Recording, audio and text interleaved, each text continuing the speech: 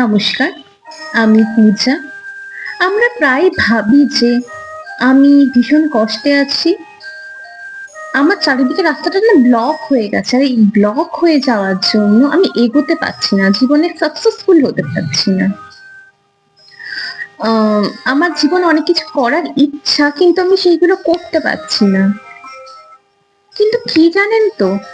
যদি ইচ্ছা থাকে আর অধ্যবসায় থাকে, যত সমস্যাই হোক না কেন জীবনে, আপনি সেখান থেকে ওভারকাম করতে পারবেন। অবতার পুরুষ আমাদেরকে সেইগুলোই শেখায়। আপনাদের মনে হতে পারে যে ঈশ্বর বা ঈশ্বরের অবতার তারা তো ভগবান, এই জন্যই সবকিছু পারে, আমরা তো মানুষ পাচ্ছি না। এটা কিন্তু ভুল কথা। তারাও মানুষের দেহ ধারণ করে পৃথিবীতে এসেছে। তারা আমাদের শেখাতে এসেছে যে তারা যদি পারে, তারা যদি সেই রাস্তাটা মানুষের জন্য দেখিয়ে দিতে পারে যে দেখো এইভাবে জীবনে সফল হওয়া যায়, তাহলে সেটা অনুসরণ করে মানুষও পারে। সেই কনফিডেন্সটা মানুষের রাখতে হবে। আমরা তো সেই তুলনায় অনেক ভালো থাকি। যদি আপনি শ্রীকৃষ্ণের জীবন দেখেন, তাহলে শ্রীকৃষ্ণ ছোট্টবেলায় তার বাবা মায়ের থেকে আলাদা হয়েছে। মা যশোদার কাছে মানুষ হয়েছে। কত রাক্ষস ছিল সেই ছোট্ট বয়স থেকে, যাদের সাথে কৃষ্ণকে লড়তে হতো। একটু বড় হতে না হতেই কংসকে মারতে হবে, সেই গুরু দায়িত্ব পালন করতে হবে। আর যার জন্য মা যশোদা তার প্রিয় গোপগোপীগণ সবাইকে ছেড়ে অনেক দূরে যেতে হবে, কারণ কর্মই যে ধর্ম। তো শ্রীকৃষ্ণ সবাইকে ছেড়ে গেলেন, নিজের কর্তব্য পালন করলেন। পরবর্তীকালে তিনি অনেক বিদ্যা চর্চা করেন, দ্বারকায় নগরী করেন। সারাটা জীবন তিনি কিছু না কিছু করে গেছেন। তার মতো ভালো সঙ্গীত শিল্পী কেউ নেই। তিনি অসাধারণ বাঁশি বাজাতেন।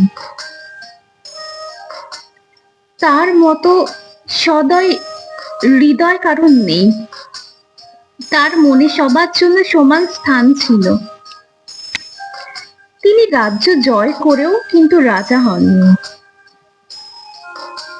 তার দাদুকে রাজা করেন। যখন দ্বারকায় আসেন, তিনি দ্বারিকাধীশ হিসাবে ছিলেন। তিনি বলেছিলেন যে আমি রাজকার্য করব, কিন্তু আমি রাজা হিসাবে থাকবো না। এত বড় আত্মত্যাগ। তিনি একজন ভালো সাইকোলজিস্ট ছিলেন। কঠিন পরিস্থিতিতে কি করে অর্জুনকে সঠিক জ্ঞান দিতে হয়, সেটা তার থেকে ভালো কেউ জানেই না। একটা যোদ্ধার ধর্ম কি হতে পারে, কিভাবে চলা দরকার, সবকিছু শ্রীকৃষ্ণ বলেছেন। তার থেকে বড় যোদ্ধা কেউ নেই, তার থেকে বড় রাজনীতিবিদ কেউ নেই। কৃষ্ণ সম্পর্কে যাই বলা হোক না কেন, খুবই সীমিত। তো তিনি এত সংগ্রাম করে, এত কষ্ট করেও যদি এত কিছু জীবনে অ্যাচিভ করতে পারেন, গীতার মতো বই উপহার দিয়েছেন, যাতে পরবর্তীকালে আমাদের মতো মানুষেরা যখন কোনো সমস্যায় পড়বে, সেখান থেকে সমাধানের উপায় জানা যায়, সেখান থেকে কিভাবে বেরোতে হয় সেটা তারা জানতে পারে। জীবনে বিভিন্ন জিনিস শিখে লড়ে মানুষকে শিখিয়ে গেছেন। তাহলে আমরা মানুষ হিসেবে কেন পারবো না সংগ্রাম করে এগিয়ে যেতে, নিজেদেরকে প্রতিষ্ঠিত করতে, একটা মানুষ হয়ে আরো 5টা মানুষের দায়িত্ব নিতে। দায়িত্ব নিতে বলতে, আপনি যদি কোনো বিজনেস করেন, আপনার আন্ডারে অনেকে কাজ করবে। আপনি যদি টিচার হন, আরো 5টা বাচ্চাকে মানুষ করবেন, তাদেরকে সঠিক শিক্ষা দেবেন। এই করেই তো সমাজ চলে। যদি আপনি ভাবেন কষ্ট, তাহলে রাস্তায় কিছু মানুষকে দেখুন, যারা এই শীতের দিনেও কাঁপছে একটা কম্বলের জন্য। কত মানুষ আছে যারা খাওয়ার জন্য হাহাকার করছে।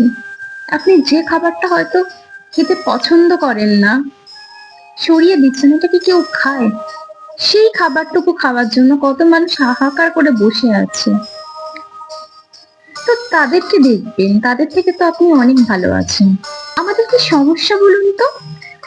আমাদের থেকে উপরে যারা থাকে আমরা তাদেরকে দেখি, কিন্তু আমাদের থেকে নিচেও কিন্তু অনেক মানুষ আছে, তাদেরকে কিন্তু আমরা দেখি না। যেখানে দিন থাকে সেখানে রাত আসবে, এটা জীবনের ধর্ম।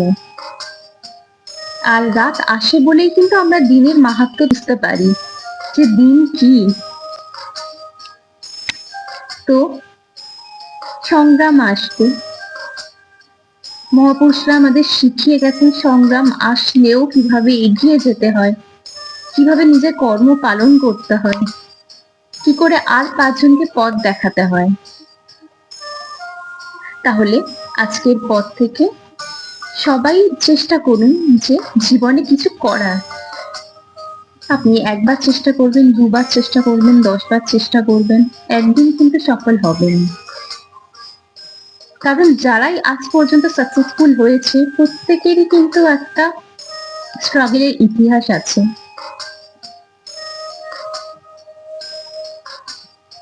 ভাববেন যা হচ্ছে ভালোই হচ্ছে, আমি অনেক ভালো আছি, এই পজিটিভিটি নিয়ে জাস্ট লাইফে এগিয়ে যেতে হবে। আশা করি আপনারা তাই করবেন এবং অনেক সুখে থাকবেন।